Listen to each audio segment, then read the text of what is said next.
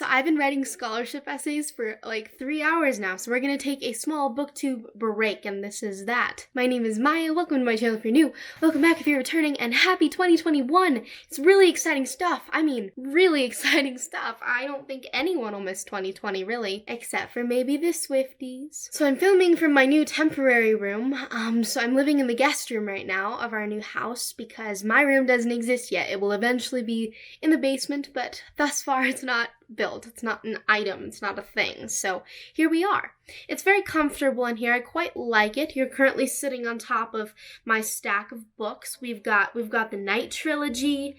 We've got the whole To All the Boys of Love Before series. You're mostly stacked on the Song of Ice and Fire series, so you're in a good spot. To start off the new year, I thought I would talk a little bit about new releases this year that I'm really excited about. I made a whole list.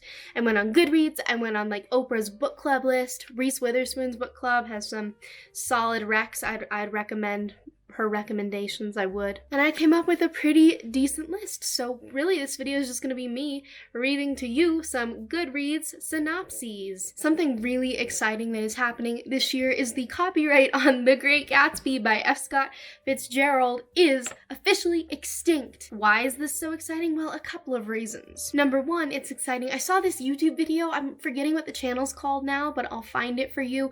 I saw this video about like queer interpretations of The Great Gatsby. It was phenomenal, and I think that because the copyright is now extinct, we might get some queer adaptations of The Great Gatsby, which would be great. And then Nick maybe would be an actually halfway decent character. Speaking of Nick from Great Gatsby, the first book I'm really excited for this year is called Nick, and it is by Michael Ferris Smith.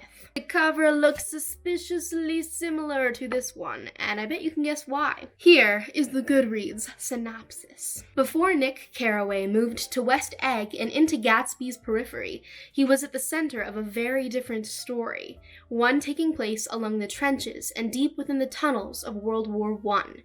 Floundering in the wake of the destruction he witnessed firsthand, Nick delays his return home, hoping to escape the questions he cannot answer about the horrors of war. Instead, he embarks on a transcontinental redemptive journey that takes him from the whirlwind of Paris romance doomed from the very beginning to the dizzying frenzy of New Orleans, rife with its own flavor of debauchery and violence.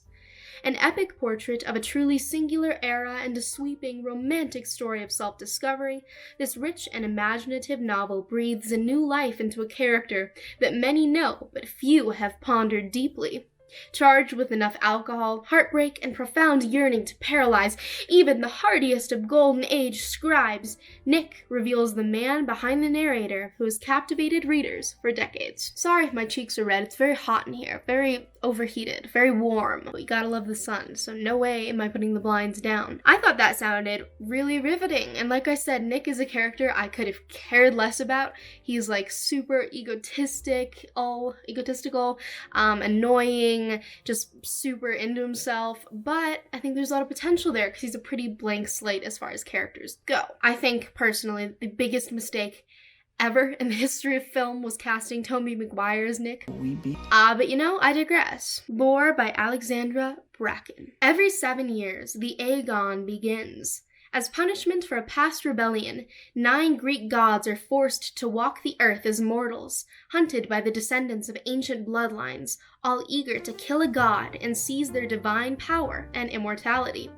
Long ago, Lord Perseus fled that brutal world in the wake of his family's sadistic murder by a rival line, turning her back on the hunt. Wait, I said I was going to do this in a British accent. Let's start over. I failed already. Turning her back on the hunt's promises of eternal glory. For years, she's pushed away any thought of revenge against the man, now a god, responsible for their deaths. Yet, as the next hunt dawns over New York City, oh, I should have done an American accent. See, I was doing it right the first time. 2 participants seek out her help. Castor, oh, that's such an unfortunate name. Can you imagine being named after castor oil? Castor, a childhood friend of Lore believed long dead, and a gravely wounded Athena, among the last of the original gods. The goddess offers an alliance against their mutual enemy and, at last, a way for Lore to leave the Aegon behind forever. But Lore's decision to bind her fate to Athena's and rejoin the hunt will come at a deadly cost, and still may not be enough to stop the rise of a new god with a power to bring humanity to its knees. So I'm partially excited for this one because, like, the cover is pretty darn cool. I'm also excited because, like, I love anything with Greek mythology. I find it really fascinating. Just mythology in general is totally my thing. Grew up with Percy Jackson, loved Percy Jackson. This sounds promising. Next, we've got Concrete Rose by Angie Thomas. I think I have this on hold and I'm so excited. This is like the Hate U Give Part 0, like it comes before The Hate U Give. Here we go. If there's one thing 17-year-old Maverick Carter knows, it's that a real man takes care of his family. As the son of a former gang legend, Mav does that the only way he knows how, dealing for the King Lords. With this money, he can help his mom, who works 2 jobs while his dad's in prison. Life's not perfect, but with a fly girlfriend and a cousin who always has his back, Mav's got everything under control. Until, that is, Maverick finds out he's a father. Suddenly, he has a baby, 7, who depends on him for everything. But it's not so easy to sling dope, finish school, and raise a child. So when he's offered the chance to go straight, he takes it. In a world where he's expected to amount to nothing, maybe Mav can prove he's different. When King Lord blood runs through your veins, though, you can't just walk away. Loyalty, revenge, and responsibility threaten to tear Mav apart, especially after the brutal murder of a loved one. He'll have to figure out for himself what it really means to be a man. So The Hate U Give, I did definitely think was a really powerful book, and I really loved Star as a character, and I thought her dad was really compelling, so I'm really looking forward to this book. This is a book that's meant to be a poignant exploration of Black boyhood and manhood, which I think is a topic that's always important, but is especially important after the summer that we all had last year and experienced. I always made an effort to read diversely, but this year I want to make that even more of a priority, and my ultimate goal is to kind of balance struggle stories with stories of joy and success and triumph, and I'm hoping that this book will be a gentle mixture of both. So that is one I'm definitely looking forward to reading. Also, I love the title, Concrete Rose. I feel like there's a poem about a rose that grows between the cracks in the sidewalk, and it's just inspiring, and I really like the title. I like the cover. It looks good. Our next one is The Children's Blizzard by Melanie Benjamin. The morning of January 12, 1888 was unusually mild, following a long cold spell, warm enough for the homesteaders of the Dakota Territory to venture out again, and for their children to return to school without their heavy coats, leaving them unprepared when disaster struck. At just the hour when most prairie schools were letting out for the day, a terrifying, fast-moving blizzard struck without warning. School teachers as young as 16 were suddenly faced with life-and-death decisions. Keep the children inside to risk freezing to death when the fuel ran out, or send them home, praying they wouldn't get lost in the storm. Based on actual oral histories of survivors, the novel follows the stories of Raina and Gerda Olsen, 2 sisters, both school teachers, one who becomes a hero of the storm, and one who finds herself ostracized in the aftermath.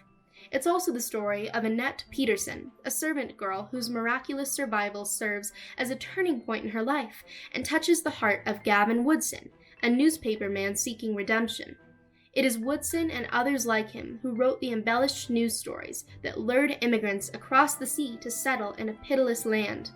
Boosters needed immigrants to settle territories into states, and they didn't care what lies they told them to get them there, or whose land it originally was. At its heart, this is a story of courage, of children forced to grow up too soon, tied to the land because of their parents' choices.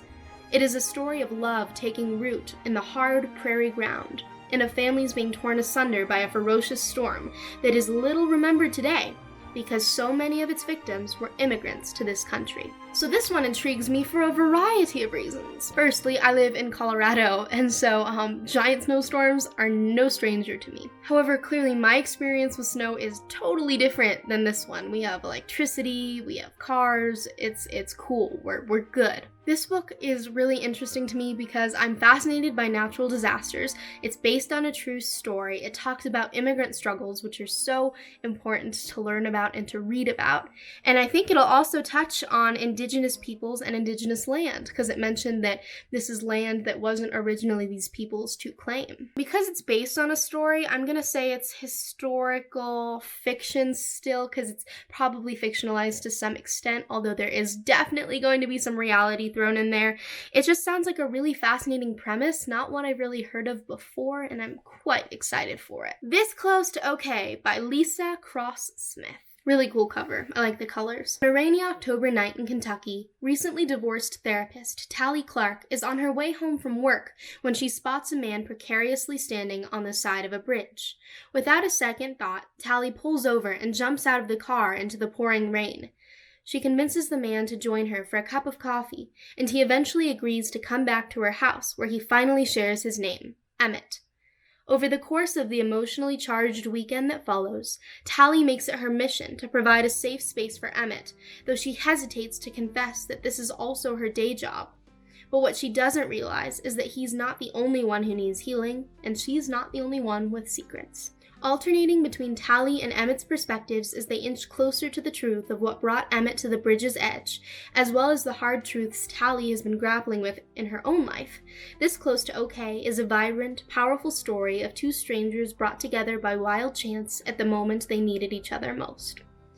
This one is kind of conflicting for me, because I kind of hate when books have women trying to fix men, and this kind of sounds like that. Then again, she's also a therapist, so maybe it's a little different. I'm always a little bit suspicious when books deal with topics such as suicide or mental health. I'm just constantly afraid that they will get it wrong or promote stigma, but you know what? We're gonna give this one a try, because you don't know until you've tried, right? And if it is approached with the nuance and care that I think that kind of synopsis needs, I think this could definitely be a really powerful and poignant book. It could be a touching one, it could be a moving one, it could be a lot of different things. I'm hoping it'll be good. Also, I believe, I could be wrong, but I believe that Tally and Emmett are eventually a couple, or they're in some sort of relationship, and they are not of the same race. So if they are in a relationship, it's a biracial relationship, which is cool. Definitely more of a heavy book, deals with heavier things, but I mean, that's kind of what I read. So after that, oh, I'm so excited about this one. The cover is stunning. The Gilded Ones by, I can't read my handwriting. I have atrocious handwriting, just in case you were wondering. I'm very good at like bullet journal calligraphy, but day-to-day life, like my teachers cannot read my work. It's a bit of an issue. Namina Forna, her name is Namina Forna, and this will be the first of a series, which is exciting. I don't really read series, so maybe this could be an introduction to a new one. I'm gonna grab water. I'm so overheated right now, but I don't want to take off the sweater because it's cute. 16-year-old Dika lives in fear and anticipation of the blood ceremony that will determine whether she will become a member of her village. Sounds kind of like Divergent, sounds cool. Already different from everyone else because of her unnatural intuition, Dika prays for red blood so she can finally feel like she belongs. But on the day of the ceremony, her blood runs gold, the color of impurity, and Dika knows she will face a consequence worse than death.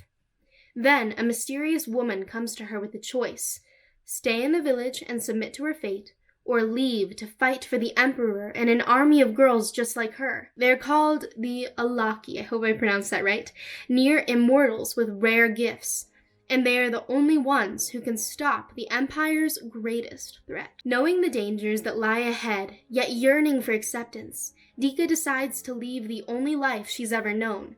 But as she journeys to the capital to train for the biggest battle of her life, she will discover that the great walled city holds many surprises. Nothing and no one are quite what they seem to be, not even Dika herself. So Namina Forna, I believe, is actually one of the authors I talked about in a video I made quite a while ago about POC authors I wanted to read ASAP. Her picture looks really familiar to me, so I'm pretty sure that's accurate. I'm excited for this book because the story sounds amazing. I'm excited for this book because the author went to USC for film and TV production, which is my dream. We'll see if it happens. Only this year and next year will tell. That's insane. I'm gonna be 18. I'm gonna be a real adult. I'm excited for this book because the cover is stunning. I'm just feeling in the mood for some YA fiction. I really like it, some fantasy elements in there. I'm currently reading Children of Blood and Bone, which is great, but I've heard not so great things about the second book, so I'm not sure if I'll finish the series just because I desperately don't want to be disappointed by it because I'm really loving the first one. So maybe this will be a series I can try instead and on top of. I'm really looking forward to that. The next one is called Klara or Klara. I like saying Klara because of Doctor Who. Klara and the Sun by Kazuo Ishiguro. Another beautiful cover. I'm kind of a sucker for those. I know you shouldn't judge books by their cover. And I don't think I do once I've read them, but when I'm thinking of what to read, it might be a bit of a problem. Klara and the Sun, the first novel by Kazuo Ishiguro since he was awarded the Nobel Prize in Literature, tells the story of Klara, an artificial friend with outstanding observational qualities, who, from her place in the store, watches carefully the behavior of those who come in to browse, and of those who pass on the street outside. She remains hopeful that a customer will soon choose her. Klara and the Sun is a thrilling book that offers a look at our changing world through the eyes of an unforgettable narrator, and one that explores the fundamental question, what does it mean to love? In its award citation in 2017, the Nobel Committee described Ishiguro's books as, quote, novels of the great emotional force, end quote, and said he has, quote, uncovered the abyss beneath our illusory sense of connection with the world, end quote. This one I'm really excited about because it reminds me of the synopsis for the movie Her with Joaquin Phoenix. I haven't actually seen it yet, but it's on my list and I think it's on Netflix, so that's cool. And Her is about a relationship between a human man and an artificial intelligence woman.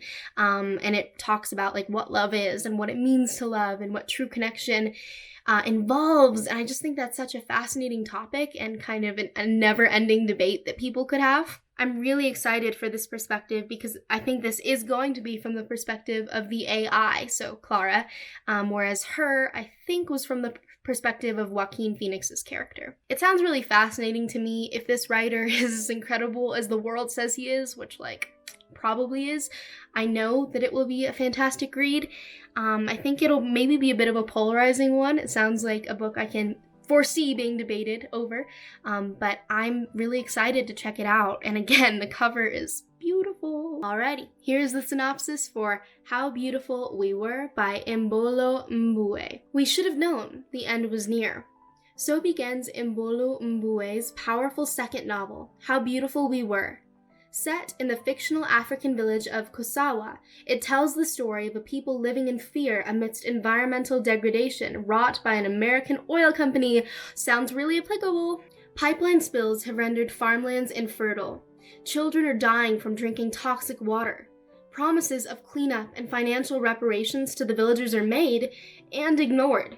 The country's government, led by a brazen dictator, exists to serve its own interest. Left with few choices, the people of Kosawa decide to fight back.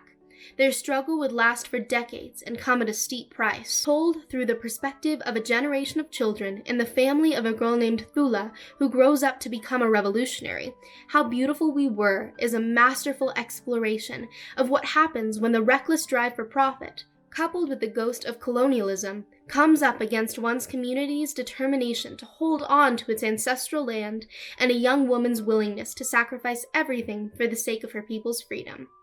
An unforgettable story of a community on the wrong end of Western greed, How Beautiful We Were will enthrall you, appall you, and show you what is possible when a few people stand up and say, this is not right. A masterful novel by a spellbinding writer engaged with the most urgent questions of our day. And that last paragraph was a quote from David Ebershoff, the best-selling author of The Danish Girl, which I also need to read because the movie is also on Netflix. So this absolutely sounds fantastic. I definitely want to read a lot more this year about the environment and global warming. I'd love to become more educated and learn how I can help, and how we can really call on corporations and larger industries to make change. But this book sounds incredible, not only because of its discussion of environmentalism, but of culture and what it means to be a people and what it means to fight and stand up and advocate for what you believe in. I think it'll be highly inspirational and devastating at times. I think it'll be a book that really touches me for a long time because, again, it's fictional, but it sounds so real. Like this happens daily. This happens all the time in the world, and it's not something we necessarily hear about as often as it occurs. Our next book is Of Women and Salt by Gabriela Garcia. I'm always intrigued when books have salt in the title. I don't know why. One of the first pieces I wrote, and the first piece I wrote that was rejected, was called Of Salt and Sun, and I just thought that sounded so fascinating. In present-day Miami, Jeanette is battling addiction. Daughter of Carmen, a Cuban immigrant, she is determined to learn more about her family history from her reticent mother and makes the snap decision to take in the daughter of a neighbor detained by ICE. Carmen, still wrestling with the trauma of displacement, must process her difficult relationship with her own mother while trying to raise a wayward Jeanette. Steadfast in her quest for understanding, Jeanette travels to Cuba to see her grandmother and reckons with secrets from the past destined to erupt. From 19th century cigar factories to present-day detention centers, from Cuba to Mexico, Gabriela Garcia's Of Women and Salt is a kaleidoscopic portrayal of betrayals, personal and political, self-inflicted, and those done by others, that have shaped the lives of these extraordinary women. A haunting meditation on the choices of mothers, the legacy of the memories they carry, and the tenacity of women who choose to tell their stories despite those who wish to silence them. This is more than a diaspora story. It is a story of America's most tangled, honest human roots. So if that doesn't sound riveting, I don't know what does. I am absolutely in love with language. So I've been taking Spanish since the 7th grade. So this is 7, 8, 9, 10, 11. This is my 5th year. And this year we learned actually a lot about Miami and the culture there, particularly from Cuban immigrants. We learned a lot about Pequeño Havana, and we learned a lot about the food there. It was really interesting to learn about. So because this book takes place partially in that setting, I'm excited to connect what I've learned in school to a story that's really applicable to the world and also to my own interests of reading. I'm also just fascinated by the topic of family history and ancestry and learning more about where you came from, and I think that this book will delve into that a lot in a way that I'm not accustomed to reading. I'm also just super into books that are about relationships between women, whether those are romantical, tragical, familial, platonic, etc. And this book seems like it has a lot to do with mother and daughter and grandmother relationships, and I'm really looking forward to reading this. Third to last, we've got Malibu Rising by Taylor Jenkins Reid. I love Taylor Jenkins Reid. I know that The Seven Husbands of Evelyn Hugo wasn't for everyone, and that's okay. I personally really appreciated it because we got some solid bisexual rep, and I just love stories of old Hollywood that actually explore the tragedy and the trauma of that culture. But this one sounds quite different, and I'm equally excited. 4 famous siblings throw an epic party to celebrate the end of the summer. But over the course of 24 hours, their lives will change forever. Malibu, August 1983. It's the day of Nina Riva's annual end-of-the-year summer party, and anticipation is at a fever pitch. Everyone wants to be around the famous Rivas. Nina, the talented surfer and supermodel. Brothers Jay and Hud, one a champion surfer, the other a renowned photographer, and their adored baby sister, Kit. Together, the siblings are a source of fascination in Malibu and the world over, especially as the offspring of legendary singer Mick Riva. The only person not looking forward to the party of the year is Nina herself, who never wanted to be the center of attention, and who has also just been very publicly abandoned by her pro tennis player husband. Oh, and maybe Hud, because it's long past time for him to confess something to the brother from whom he's been inseparable since birth. Jay, on the other hand, is counting the minutes until nightfall, when the girl he can't stop thinking about promised she'll be there. And Kit has a couple secrets of her own, including a guest she invited without consulting anyone. By midnight, the party will be completely out of control. By morning, the Riva mansion will have gone up in flames. But before that first spark in the early hours before dawn, the alcohol will flow, the music will play, and the loves and secrets that shaped this family's generations will all come bubbling to the surface. Malibu Rising is a story about one unforgettable night in the life of a family, the night they each have to choose what they will keep from the people who made them and what they will leave behind. Sounds ominous. Taylor Jenkins Reid is definitely fascinated, or at least in her literature, with the lives of the famous, with the lives of the extremely privileged and like the 1%. And to be completely honest, that is not where my interests lie. I find those stories typically to be banal and just so out of proportion that I have a hard time connecting to them. However, Taylor Jenkins Reid discovers these stories and approaches them in a way that's quite different from what I've read before, and historically I've really liked her writing, so I'm definitely looking forward to this. It sounds a little, a bit of Little Fires Everywhere-esque, just in terms of like the one night that changed everything, but there was probably a lot that led up to that one night. There's a fire, there's a mansion, there's sibling and familial relationships discussed. It sounds really interesting, and I'm quite excited. An Emotion of Great Delight by Tahira Mafi. It's meant to talk about love and loneliness and dual identity, which are 3 topics I'm fascinated by. So here we go, synopsis time. It's 2003. That's when I was born. Several months since the US officially declared war on Iraq, and the American political world has evolved. Tensions are high. Hate crimes are on the rise. FBI agents are infiltrating local mosques, and the Muslim community is harassed and targeted more than ever. Shadi, who wears a hijab, keeps her head down. She's too busy drowning in her own troubles to find the time to deal with bigots. Shadi is named for joy, but she's haunted by sorrow. Her brother is dead. Her father is dying. Her mother is falling apart, and her best friend has mysteriously dropped out of her life. And then, of course, there's the small matter of her here? I think it's supposed to say heart. I think it's supposed to say a small matter of her heart. It's broken, because her here is, we're gonna go with that. And then, of course, there's the small matter of her heart. It's broken. Shadi tries to navigate her crumbling world by soldiering through, saying nothing.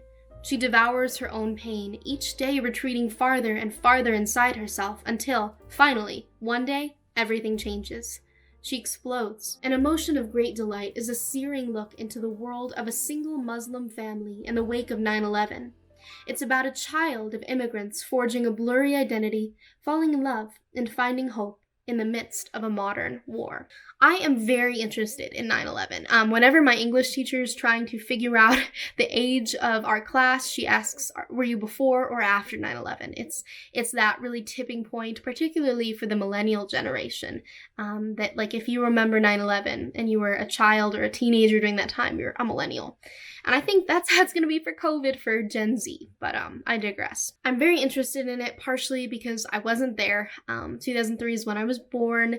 I grew up in a world of really tight airport security. I grew up in a world that was very unkind and unjust and bigoted towards the Islamic and Muslim communities. Identity is perhaps what I'm most interested in reading about. I love world building, I love critical analyses, but identity is what fascinates me because we all have one. And everyone's identity is complex and different and unique. And oh my god, I've been filming for 43 minutes? No way. No. This is gonna be a long one. I also love family dynamics, which you can probably tell from the books I'm really excited to read this year, so this one is definitely one I'm looking forward to reading. Let me go grab my final book of 2021 that I'm super excited for, that I know of thus far.